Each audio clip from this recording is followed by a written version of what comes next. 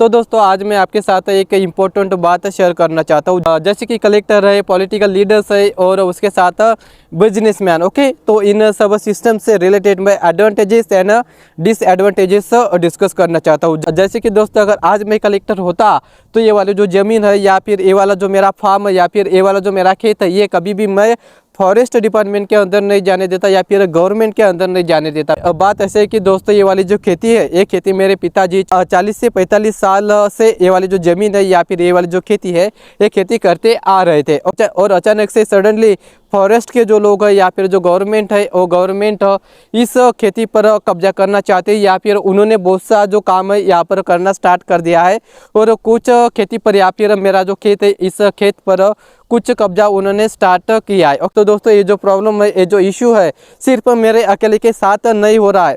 मेरे कम्युनिटी से रिलेटेड यानी कि जो शेड्यूल्ड ट्राइबल कम्युनिटीज़ है या फिर आदिवासी कम्युनिटी से जितने भी लोग बिलोंग्स करते हैं या फिर जो भी अतिक्रमित एरिया में जो खेती करते हैं या फिर जो रहते हैं, ओके, तो उन सब लोगों के ऊपर ऐसा ही अत्याचार या फिर ऐसा ही अन्याय हो रहा है। ओके, जैसे कि दोस्तों ये वाली जो ज़मीन है ये अतिक्रमित तो है, लेकिन दोस्तों एक एक्ट है, फॉरेस्ट राइट एक्ट 2006 के तहत ये ज़मीन हमें यानी कि पट्टे के तहत ये ज़मीन सरकार ने हमें अलॉट करनी चाहिए थी। ओके, लेकिन दोस्तों हमारे कुछ डॉक्यूमेंट्स कम थे, इसकी वजह से ये जो ज़मीन है, ये ज़मीन हमें नहीं मिल पाई। लेकिन अभी जो प्रोसीजर है, वो डॉक्यूमेंटेशन की जो प्रोसीजर है अभी कंटिन्यूसली हम कर रहे हैं और यहाँ पर हम भी अपना जो अधिकार है या फिर अलॉटमेंट यहाँ पर हम करना चाहते हैं। ओके, हमारा जो अधिकार है, हमारा जो राइट्स है, वो हमें मिलना चाहिए, बिकॉज क्योंकि एक कॉन्स्टिट्यूशनल पावर है या फिर जो एक फंडामेंटल राइट्स है जो कि हमें मिलना चाहिए। तो दोस्तों मैं कलेक्टर का एक एडवांटेज आपके साथ डिस्कस करना चाहता हूँ। जैसे कि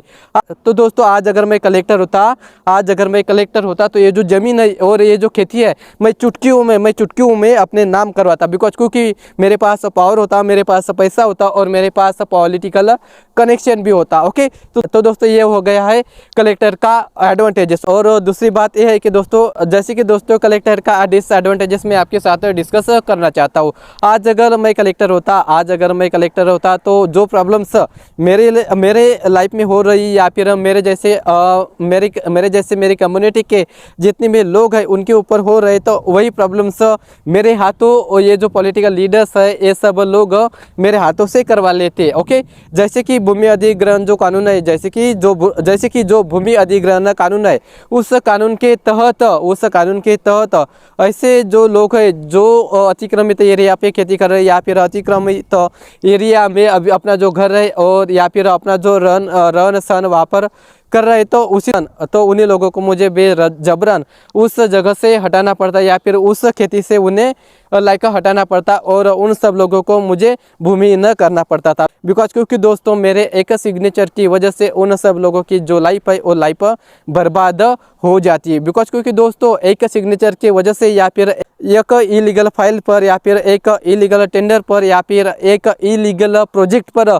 एक सिग्नेचर करने से बहुत बड़ा नुकसान हो जाता। ओके, तो ऐसा एक कलेक्टर का एक डिसएडवांटेजेस है। ओके, तो दोस्तों मुझे लगता है कि आपको समझ में आया होगा कि कलेक्टर बनना कितनी अच्छी बात है और कलेक्टर बनना कितनी बुरी बात है, आप सभी को पता चल गई होंगी। ओके, तो दोस्तों नेक्स्ट वीडियो में हम डिस्कस करेंगे पॉलिटिकल लीडर प्लस बिजनेसमैन से रिलेटेड। ओके, तो वहाँ पर हम इस सिस्टम से रिलेटेड एडवांटेजेस एंड डिसएडवांटेजेस भी डिस्कस करेंगे। ओके, तो चलिए मिलते हैं दोस्तों नेक्स्ट वीडियो में। Thank you so much. जय हिंद, जय भारत, जय महाराष्ट्र।